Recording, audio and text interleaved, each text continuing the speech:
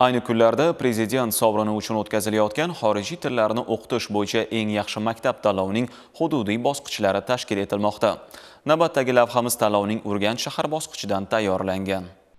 Tanlovda maktab jamoalari xorijiy tillarni o'qitish sifati hamda ta'lim jarayonida zamonaviy va innovatsion metodlardan foydalanish borasida o'zaro bellashishdi. Unda yuqori natijalarni qayd etgan jamoa keyingi viloyat bosqichiga yo'llanmani qo'lga kiritdi hamda hudud birinchiligi uchun kurashish imkoniyatiga ega bo'ldi.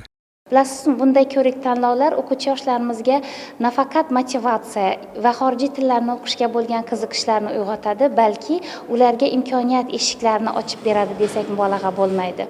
Bunday xorijiy tillarni o'qitishga bo'lgan keng miqyosli siyosatimiz yoshlarimizni juda ham katta cho'qqilarni zabt etishga, shijoatli bo'lishga, olg'a intilishga, qadam tashlashga, albatta katta muvaffaqiyatga erishishga imkon beradi desak mubolag'a bo'lmaydi.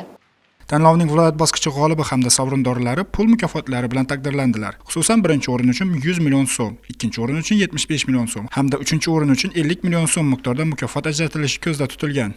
Tanlov uchun ajratilayotgan pul mukofotlari albatta bu o'quvchilarni pul beribgina xorijiy tilga qiziqtirish uchun emas, albatta manfaatli deganimni tagida bu o'zini taqsimlash me'yorlari mavjud. Pul mukofotlarini maktabga, ya'ni maktabni o'sha xorijiy til xonasini jihozlashga, kompyuter, kerakli bo'lgan jihozlarni olishiga, o'qituvchilarimizni o'zi uchun mana shu ustida ishlash uchun kerakli bo'lgan sertifikatlarni olishiga yoki bo'lmasam yana ular ham kompyuter jihozlarini olishi mumkin. O'quvchilarimizga ham xuddi shu maqsadda berilgan. Bu pul mukofotlari orqali o'quvchilarimiz o'zini ustida yanada ko'proq ishlashi, xorijiy tillarni egallashda sertifikat darajalarini, til bilish darajalarini yanada yuksaltirishi mumkin.